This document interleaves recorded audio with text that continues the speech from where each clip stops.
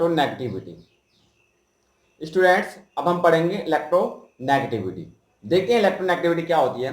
कहता है electronegativity is a measure of the tendency of an element to attract electrons towards itself in a covalently bonded molecule.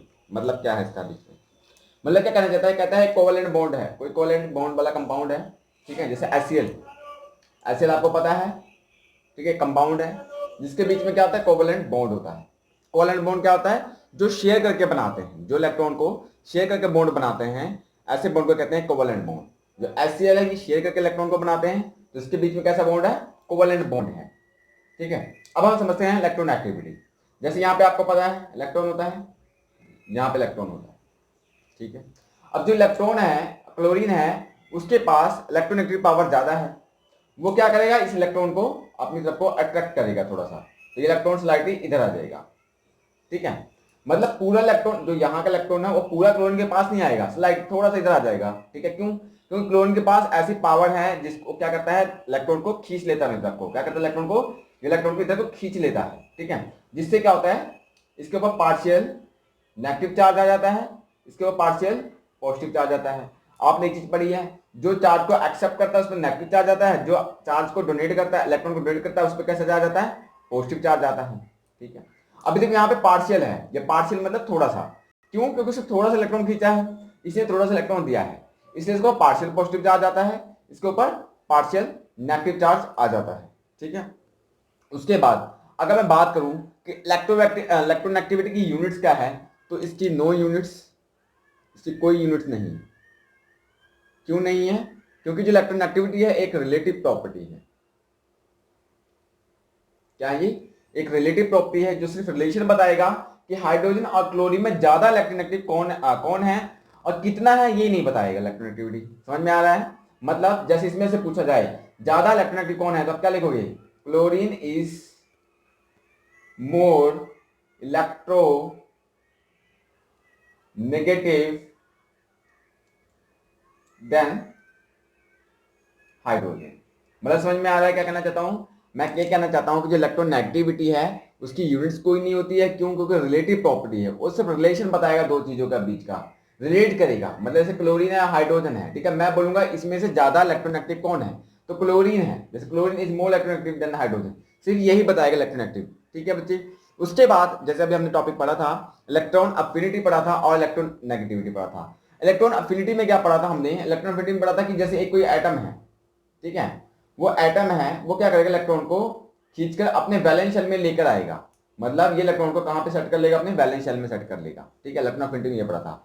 और electron negativity क्या होता है, electronegativity होता है कि यहाँ पे इलेक्ट्रॉन पड़ा है, मान लो ये थोड़ा सा अपनी तरफ को लेकर आएगा, मतलब ये वैलेंस शेल में नहीं लेकर आएगा, इसको कहते हैं इलेक्ट्रोनेगेटिविटी, इसको कहते हैं इलेक्ट्रॉन अफिनिटी। ये मेन डिफरेंस है। देखते हैं, ये रहा हमारे पास डिफरेंस, देखते हैं between electronegativity and electron affinity.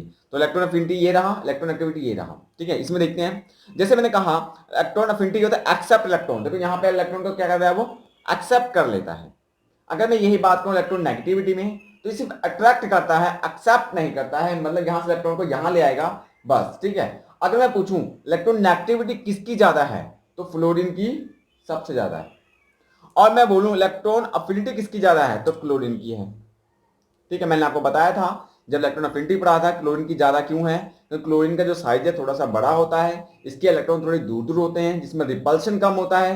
जब रिपल्शन कम होगा तो इलेक्ट्रॉन आके इजिली इसमें सेट हो जाएगा। इस फ्लोरीन के जो इलेक्ट्रॉन है वो काफी नजदीक नजदीक है, बाहर के इलेक्ट्रॉन अगर आते हैं, इलेक्ट्रॉन के पीछे रिपल्शन होता है, तो उस इलेक्ट्रॉन को सेट होने में थोड़ा सा टाइम लगता है, ठीक है। उसके बाद होता है जो इलेक्ट्रॉन अफिनिटी, वो आइसोलेटेड एटम के लिए है, मतलब सिर्फ सिंगल एटम के लिए, जैसे एच के लिए हो सकता है, सिर्फ एच, है ना। और उसके बाद ये कोवेलेंट बॉन्ड के लिए होगा। कोवेलेंट इसमें दो एलिमेंट्स होंगे, ठीक है। तो कोवेलेंट जैसे HCl दो है ना, इसके अंदर H भी है, Cl भी है, और उसके अंदर क्या है, सिर्फ इलेक्ट्रॉन फील्ड में H है ना, सिर्फ एक के अंदर होगा, और इसके अंदर HCl में क्या होगा, दो के अंदर होगा, ठीक है।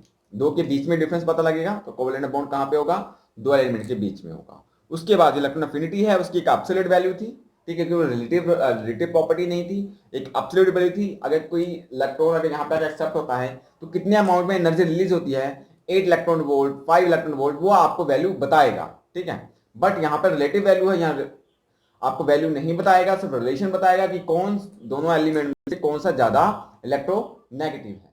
ऑन विच इलेक्ट्रोनेगेटिविटी डिपेंड, वो कौन कौन से फैक्टर हैं जिसके ऊपर इलेक्ट्रोनेगेटिविटी आपकी डिपेंड करती है।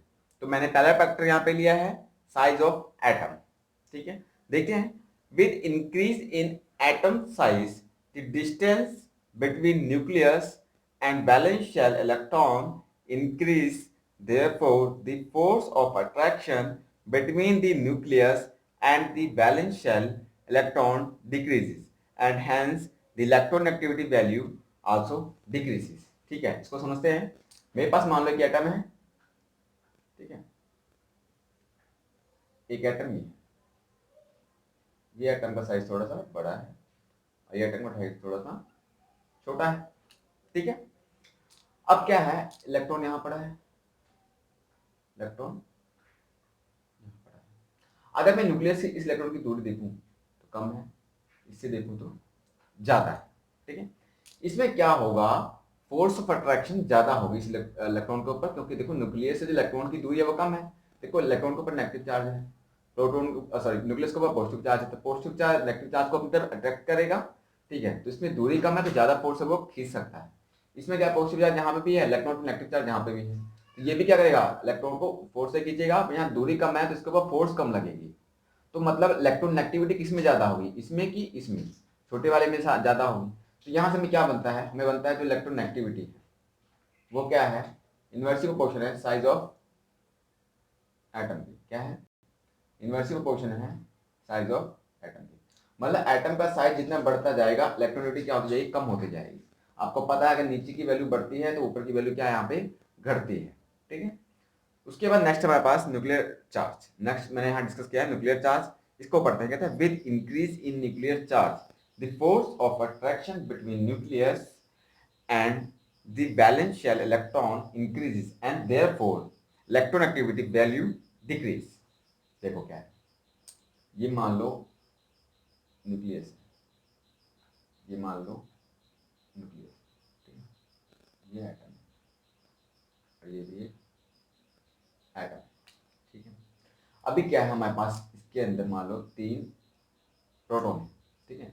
इसके अंदर मान लेते हैं हमारे पास 5 प्रोटॉन है, यहाँ पे 3, यहाँ पे 5, यहाँ पे इलेक्ट्रॉन है, यहाँ पे इलेक्ट्रॉन है, ठीक है। तो न्यूक्लियर चार्ज क्या होता है, न्यूक्लियर चार्ज होता है कि कितना नंबर ऑफ प्रोटॉन है न्यूक्लियस के अंदर।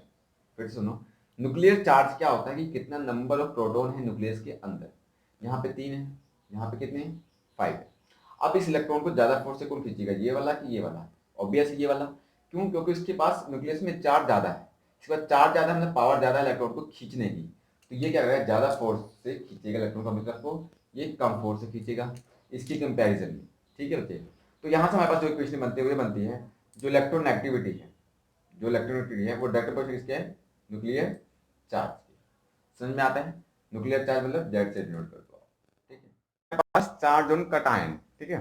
कटायन के ऊपर चार्ज क्या होता है, तो कटायन की बात करें तो कटायन क्या होता है, जिसके ऊपर क्या होता है, पॉजिटिव चार्ज होता है। क्या होता है, जिसके ऊपर पॉजिटिव चार्ज होता है उसको कहते हैं हम लोग कटायन, ठीक है। जैसे फॉर एग्जांपल हम बात करें भी चार्ज ऑन कटायन पे कैसे इफेक्ट पड़ेगा, देखो इसमें क्या होगा, जो इलेक्ट्रोनेगेटिविटी है, ठीक है, वो क्या होगा, डायरेक्टली प्रोपोर्शन होगा positive charge of the cation, positive charge on cation, ठीक है। मतलब समझ में आया कि जो इलेक्ट्रोनेगेटिविटी है वो डायरेक्टली प्रोपोर्शन है पॉजिटिव चार्ज ऑन कटायन, मतलब कटायन पे जितना ज्यादा चार्ज होगा इलेक्ट्रोनेगेटिविटी उतनी ज्यादा होगी। जैसे फॉर एग्जांपल मैं बात करूं यहाँ पे Fe2 पॉजिटिव, ठीक है, और Fe3 पॉजिटिव, तो मुझे बताओ किसमें चार्ज ज्यादा होगा। तो ऑब्वियस है, क्या कहता है, ये कहता है कि पॉजिटिव चार्ज ऑन कटायन मतलब डायरेक्ट प्रोपोर्शन है, जिसपे ज्यादा चार्ज होगा उतना ही ज्यादा इलेक्ट्रोनेगेटिविटी होगा। तो इन दोनों में इलेक्ट्रोनेगेटिविटी किसका ज्यादा होगा, इसका ज्यादा होगा, Fe3 पॉजिटिव का, ठीक है। नेक्स्ट एग्जांपल हम लोग लेते हैं Mn का ले लेते हैं, ठीक है, Mn6 पॉजिटिव और Mn2 पॉजिटिव। अब मैं बोलूं, ठीक है, अब मैं बोलूं Mn6 पॉजिटिव में या Mn2 पॉजिटिव में किसमें इलेक्ट्रोनेगेटिविटी ज्यादा है। तो यहाँ से देखना है इलेक्ट्रोनेगेटिविटी क्या होता है, पॉजिटिव चार्ज ऑन कटायन, जितना ज्यादा पॉजिटिव चार्ज उतना ज्यादा इलेक्ट्रोनेगेटिविटी, तो इस पे ज्यादा है तो इलेक्ट्रोनेगेटिविटी इसकी ज्यादा होगी, ठीक है। ऐसे ही सिमिलर केस हम बात करते हैं चार्ज ऑन अनायन पे। तो अनायन क्या होता है? नेगेटिव चार्ज इसके ऊपर होता है, इसको कहते हैं हम लोग अनायन। ठीक है, इसमें क्या होगा? उल्टा होगा, जो इलेक्ट्रोनेगेटिविटी होगा वो क्या होगा? Inverse proportion negative charge on अनायन। ठीक है, अनायन के ऊपर जितना ज्यादा नेगेटिव चार्ज होगा उतना ही कम इलेक्ट्रोनेगेटिविटी होगा। फिर से सुनो, अनायन के ऊपर जितना ज्यादा नेगेटिव चार्ज होगा इलेक्ट्रोनेगेटिविटी उतनी ही कम होगी। ठीक है, जैसे इसको एग्जांपल लेते हैं हम लोग यहाँ पे। ठीक है, एक मेरे पास O नेगेटिव है मान लो, एक मेरे पास O2 नेगेटिव है। तो बताओ किसके ऊपर, किसमें इलेक्ट्रोनेगेटिविटी ज्यादा होगी? तो ऑब्वियस है जिसमें नेगेटिव चार्ज कम होगा इस पे कम होगा, तो इसकी इलेक्ट्रोनेगेटिविटी ज्यादा होगी। Trend of electron negativity in periodic table, कि पीरियोडिक टेबल में इलेक्ट्रॉन नेगेटिविटी का क्या ट्रेंड है जब हम लोग अलोंग दी पीरियड जाते हैं या फिर हम लोग डाउन दी ग्रुप आते हैं, तो इलेक्ट्रॉन नेगेटिविटी पर क्या फर्क पड़ता है? चलो देखते हैं। ठीक है, अगर मैं बात करूं अलोंग दी पीरियड, अगर हम लोग अलोंग दी पीरियड जाते हैं, जैसे हम लोग क्या कहा, मैंने कहा अलोंग दी पीरियड जाते हैं लेफ्ट टू राइट।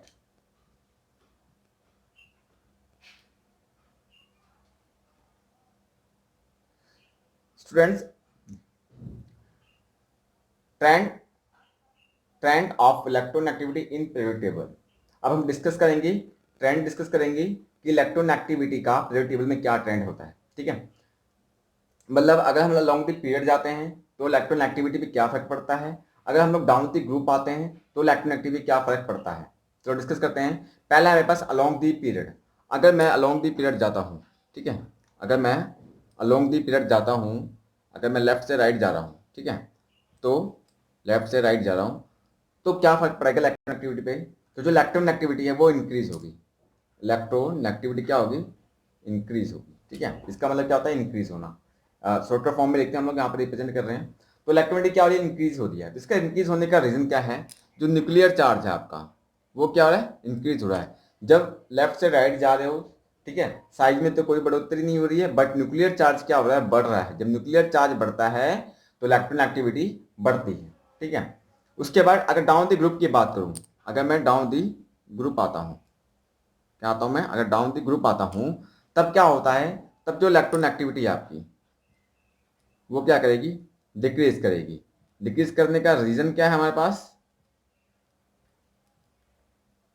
रीजन हमारे पास कि जो आपका एटॉमिक साइज है, जो आपका एटॉमिक साइज है वो क्या करेगा? इंक्रीज करेगा। अगर एटॉमिक साइज इंक्रीज करता है तो आपका जो इलेक्ट्रोनेगेटिविटी है वो क्या करेगा? डिक्रीज करेगा। ठीक है, उसके बाद देखो इलेक्ट्रोनेगेटिविटी हमने देखा इंक्रीज डिक्रीज, हमने ये भी देखा था कि ये एक रिलेटिव प्रॉपर्टी है। ठीक है, यहाँ पे देखते हैं कि इसको मेजर कैसे कर सकते हैं इलेक्ट्रोनेगेटिविटी को। तो मेजर करने के लिए हमारे पास आता है पहला पॉलिंग स्केल। ठीक है, ये क्या है? एक रिलेटिव प्रॉपर्टी है, रिलेटिव। ये भी सिर्फ रिलेटेड करके बताएगा कि किसकी इलेक्ट्रोनेगेटिविटी ज्यादा है। ठीक है, तो इसका इलेक्ट्रोनेगेटिविटी का फॉर्मूला दिया हमारे पास, जाई ए माइनस जाई बी। जाई ए क्या है यहाँ पे? Electronegativity of A. ठीक है, जाई बी क्या है? Electronegativity of B. ठीक है, तो उसके बाद 0.208 अंडर रूट है हमारे पास ई ए माइनस बी। ई ए माइनस बी क्या है हमारे पास? बॉन्ड एनर्जी ए बी, जो ए बी कंपाउंड है कोई उसके बीच का बॉन्ड एनर्जी। और ये क्या हमारे पास? ई ए माइनस ए होता है बॉन्ड एनर्जी ऑफ ए के बीच में। ठीक है, जैसे कोई भी HCl है मान लो, ठीक है, HCl है तो HCl का bond energy A and D. ठीक है, इसको ए एंड डी मान लो, इसका एनर्जी। अगर मैं HH के बीच की बात करूँ, इसके बीच का बॉन्ड एनर्जी तो ये होगा आपके पास ए। ठीक है, अगर Cl की बात करूँ तो बी है ना, हमने बी माना है, तो Cl के बीच की जो बॉन्ड एनर्जी होगी उसकी वैल्यू यहाँ पे रख दो, तो आपके पास इलेक्ट्रॉन आप मेजर कर सकते हो इलेक्ट्रोनेगेटिविटी किसकी ज्यादा है। ठीक है, मुलिगन स्केल जी क्या कहना चाहते हैं? मुलिगन जी क्या कहना चाहते हैं? कहते हैं कि अगर आप इलेक्ट्रोनेगेटिविटी निकालना चाहते हो तब वो क्या होगा? आयोनाइजेशन एनर्जी का और इलेक्ट्रॉन अफिनिटी का एवरेज होगा। मुलिगन स्केल के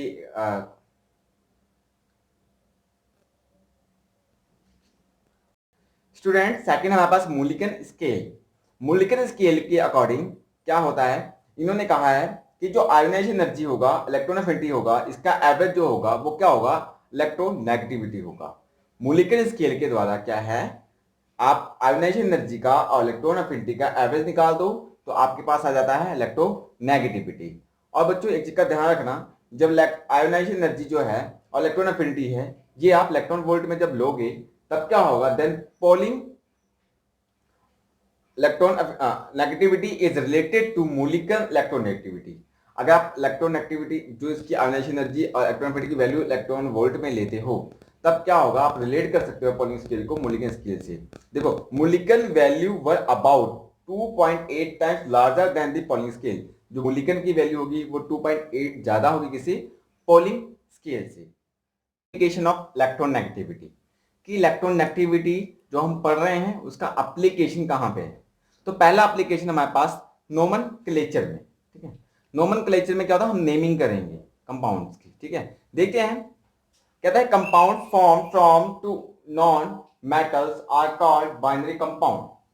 जो दो नॉन मेटल से कंपाउंड बनेंगे उनको कहेंगे हम लोग बाइनरी कंपाउंड। इसमें हमने यही करना है कि बाइनरी कंपाउंड्स का नाम नेमिंग करनी है, ठीक है। कहता है name of more electronegative element is written at the end ide is suffix to it. कहता है जैसे दो एलिमेंट है, मान लो आईसीएल है, ठीक है। इसमें क्या है, जो ज्यादा इलेक्ट्रोनेगेटिव होगा, ठीक है, जैसे क्लोरीन ज्यादा इलेक्ट्रोनेगेटिव है, इसको आपने लास्ट में लिखना है विद आईडीई सफिक्स के साथ। The name of less electronegative element is written before the name of more electronegative element of the formula।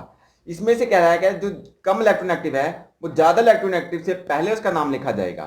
जैसे ICl है मेरे पास, ICl में ज्यादा इलेक्ट्रोनेगेटिव कौन है, क्लोरीन, तो ये बाद में लिखा जाएगा।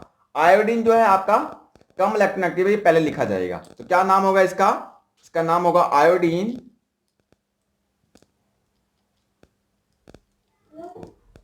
क्लोराइड। क्या नाम होगा, आयोडीन क्लोराइड। आईडीई सफिक्स के साथ लिखा है मैंने यहाँ पे, देखो आईडीई यहाँ पे लिखा है। जो ज्यादा इलेक्ट्रोनेगेटिव होगा उसको लास्ट में लिखना है, जैसे आयोडीन लास्ट में लिखा मैंने क्लोराइड और आईडीई सफिक्स के साथ। ऐसा ही हाइड्रोजन क्लोराइड में, ठीक है, हाइड्रोजन क्या है, कम इलेक्ट्रोनेगेटिव है, क्लोरीन ज्यादा है, तो इसको बाद में लिखेंगे, इसको पहले लिखेंगे, तो इसका नाम क्या होगा, हाइड्रोजन क्लोराइड, ठीक है। आईडी सफिक्स के साथ लास्ट में लिख दिया मैंने।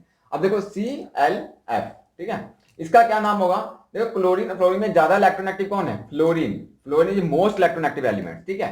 तो फ्लोरीन का बाद में आएगा, क्लोरीन का पहले आएगा। ये नहीं कहना था क्लोरीन का यहाँ पे आपने लिखा है लास्ट में और यहाँ पे आप पहले लिख रहे हो। देखो दो कंपाउंड के एलिमेंट है ना, दो ये बाइनरी कंपाउंड, इसमें क्या करना है, जो इलेक्ट्रोनेगेटिव ज्यादा है उसको पीछे लिखना है, इसमें अलग होगा, इसमें अलग होगा और इसमें अलग। इन दोनों में देखना है आपको इलेक्ट्रोनेगेटिव कौन ज्यादा है, ये नहीं हमेशा क्लोरीन होगा, अगर फ्लोरीन तो फ्लोरीन होगा, ठीक है, क्योंकि फ्लोरीन जो है मोस्ट इलेक्ट्रोनेगेटिव एलिमेंट है।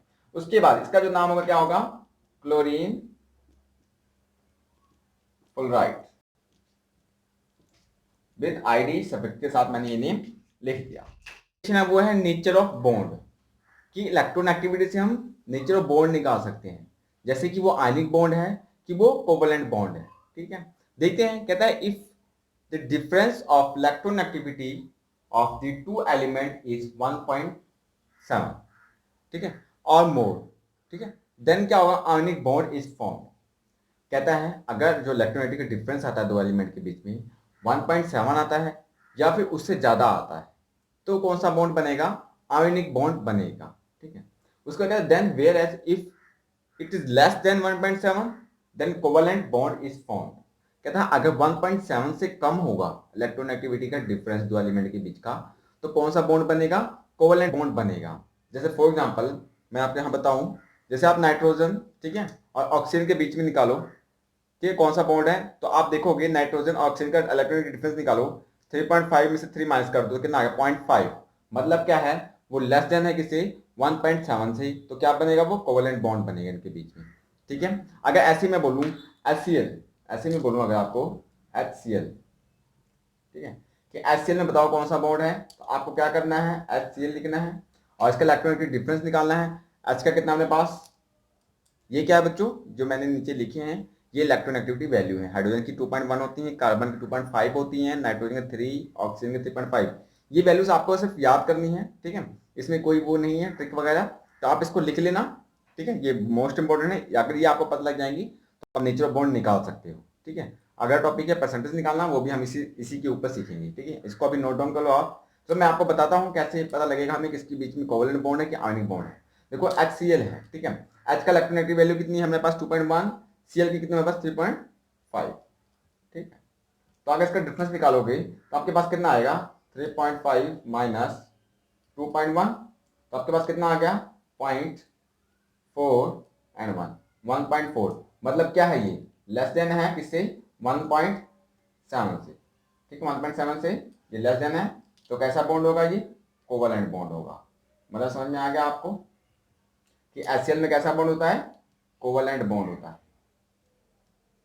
ये हमें निकालने में कौन मदद करेगा, इलेक्ट्रोनेगेटिव का एक एप्लीकेशन है, तो उसके दौरान हम लोग निकाल सकते हैं किसी कंपाउंड के अंदर कि कौन सा बॉन्ड है, ठीक है आयोनिक है कि वो कोवलेंट है। Percentage of ionic character in covalent bond, तो हमने निकालना है कि कोवलेंट बॉन्ड में आयोनिक का कितना परसेंट है। तो मैं आपको बता दूं जो कोवलेंट बॉन्ड होता है वो परफेक्टली कोवलेंट बॉन्ड 100% नहीं होता है, उसके अंदर कुछ ना कुछ अमाउंट में आयोनिक करेक्टर होता है, तो वो निकाल सकते हैं हम लोग। जैसे मैंने आपको फिर से बताता हूं, मैंने आपको बताया अगर कोई कोवलेंट बॉन्ड है तो इसका मतलब ये नहीं कि प्योरली कोवलेंट ही होगा, उसके अंदर कुछ ना कुछ अमाउंट में आयोनिक करेक्टर होगा। उसको निकालने के लिए कौन मदद करता है, इलेक्ट्रोनेगेटिविटी का एप्लीकेशन। तो देखते हैं इसका जो फॉर्मूला है निकालने का है 16 delta x plus 3.5 delta x square, ठीक है। तो डेल्टा एक्स कैसे निकालते हैं, जाई ए माइनस जाई बी, ठीक है जाई ए क्या है डिफरेंस ऑफ इलेक्ट्रोनेगेटिविटी, ठीक है ये हम निकालेंगे यहाँ से। तो डेल्टा एक्स की वैल्यू रखेंगे, यहाँ पे डेल्टा एक्स की वैल्यू रखेंगे, तो हमारे पास जो आंसर आएगा वो आएगा परसेंटेज, ठीक है। तो हम करके देखते हैं क्वेश्चन, कहता है find percentage of ionic character in HCl and HF, ठीक है। हम फाइंड करते हैं कि इसके अंदर कितना अमाउंट में आयोनिक करेक्टर है, तो HF का फाइंड कर लेते हैं हम लोग, ठीक है HF का। तो HF का जो H की वैल्यू होती है इलेक्ट्रोनेगेटिव वैल्यू और F की इलेक्ट्रोनेगेटिव वैल्यू मैंने अभी आपको लिखवाई थी, तो आप लिखो H की कितनी होती है मेरे पास 2.1, F की कितनी होती है 4। अगर आप इसका डिफरेंस निकालो तो डेल्टा एक्स इक्वल टू, ठीक है जाई ए माइनस जाई बी, तो निकालो, ठीक है 4 माइनस 2.1 तो कितना आता है हमारे पास 1.9, तो डेल्टा एक्स हमारे पास कितना आ गया 1.9, ठीक है। तो यहाँ पे लिख देते हैं वैल्यूज के पुट कर देते हैं, यहाँ पे देखते हैं, ठीक है 16 1.9 प्लस 3.5 1.9 का स्क्वायर, ठीक है ये मैंने इसमें डेल्टा एक्स वैल्यू यहाँ पे देखो रख दी। अगर आप इसको कैलकुलेट करते हो तो आपके पास अराउंड आ जाता है 43%। अगर आप इसको कैलकुलेट करके देखना है आपने, ठीक है तो ये अराउंड आएगा आपका 43%। तो ये क्या आपके पास आयोनिक करेक्टर है, मतलब जो HF है, जो HF है HF के अंदर कितना परसेंट आयोनिक करेक्टर है 43% आयोनिक करेक्टर है, ठीक है। 4 जो अपने एप्लीकेशन है वो है metallic and non metallic nature.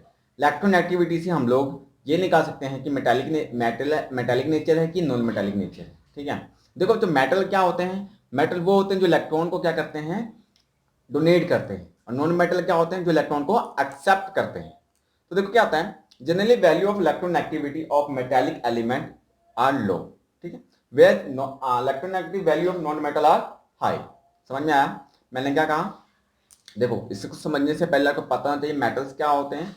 Metals क्या होते हैं जो इलेक्ट्रॉन को डोनेट करते हैं, मतलब देते हैं, उसमें इलेक्ट्रोनेगेटिविटी का कोई काम ही नहीं है, इलेक्ट्रोनेगेटिविटी का खींचने की क्षमता, पर मेटल वो तो इलेक्ट्रॉन देते हैं, तो इलेक्ट्रोनेगेटिव वहीं से समझ में आ जाता है कि इसकी इलेक्ट्रोनेगेटिविटी क्या होगी लो होगी मेटल्स की। और नॉन मेटल क्या होता है जो इलेक्ट्रॉन को एक्सेप्ट करते हैं, तो इलेक्ट्रोनेगेटिविटी इनकी क्या होगी ज्यादा होगी, ठीक है। अगर मैं कहूँ आपको जो इलेक्ट्रोनेगेटिविटी है, ठीक है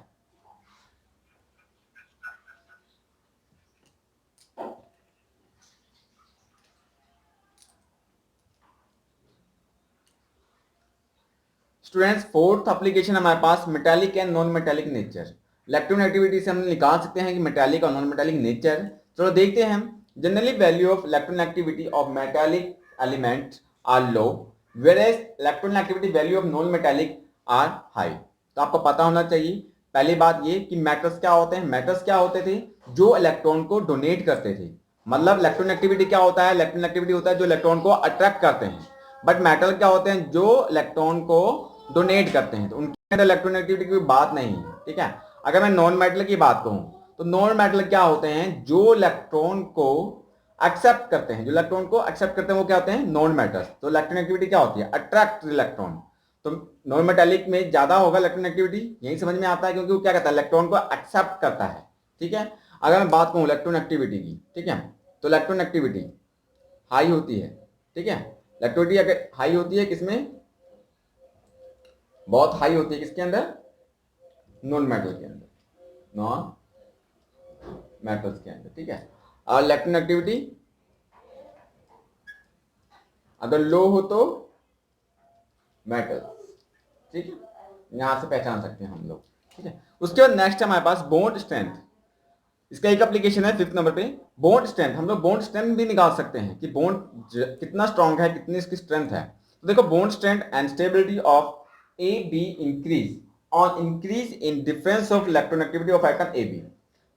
कोई भी एलिमेंट, कोई भी एटम है, जैसे ए बी कोई भी एलिमेंट एटम है, ठीक है, इनके बीच का अगर इलेक्ट्रोनेगेटिविटी डिफरेंस ज्यादा आता है तो ये उतने ही ज्यादा क्या होंगे, इनकी में बॉन्ड स्ट्रेंथ होगी। मतलब क्या समझ में आता है, जो आपका बॉन्ड स्ट्रेंथ होगा, जो बॉन्ड स्ट्रेंथ होगा वो डायरेक्टली प्रोपोर्शनल होगा किसके, इलेक्ट्रोनेगेटिविटी के। ठीक है, अगर इलेक्ट्रोनेगेटिविटी वैल्यू ज्यादा आती है तो बॉन्ड स्ट्रेंथ क्या होगी, बहुत ही ज्यादा होगी। समझ में आता है, तो देखते हैं हमारे पास एक है HF, HCl, HBr, HI। ठीक है, इसका देखते हैं हम लोग। तो H का इलेक्ट्रोनेगेटिविटी वैल्यू होती है 2.1, F की होती है 4। ठीक है, तो इसका डिफरेंस कितना आता है हमारे पास, 1.9। कितना होता है, 1.9। इसी तरह अगर मैं HCl की बात करूं तो HCl का जो इलेक्ट्रोनेगेटिव डिफरेंस होता है, H का देखो 2.1, Cl का 3, इनका जो डिफरेंस है वो कितना है, 0.9। इसी तरह क्या है HBr का, देखो 2.1 एंड 2.8, मतलब कितना आ गया, 0.7, इन दोनों का डिफरेंस आ गया 0.7। HI 2.1 एंड 2.8, इन दोनों का डिफरेंस आ गया हमारे पास 0.4। ठीक है, अभी देखो डिफरेंस किसका सबसे ज्यादा है, इसका ज्यादा है HF का, उसके बाद इसका, उसके बाद इसका, उसके बाद इसका। तो मैंने आपको बताया बॉन्ड स्ट्रेंथ किसकी ज्यादा होगी, जिसकी इलेक्ट्रोनेगेटिव डिफरेंस ज्यादा होगा। ठीक है, इलेक्ट्रोनेगेटिव डिफरेंस ज्यादा होगा। ठीक है, मतलब इसका डिफरेंस ज्यादा है तो इसकी ज्यादा, इसकी बॉन्ड स्ट्रेंथ ज्यादा स्ट्रॉन्ग है, ज्यादा स्ट्रेंथ है। इसके में उसके बाद, इसके में उसके बाद, उसके में उसके बाद।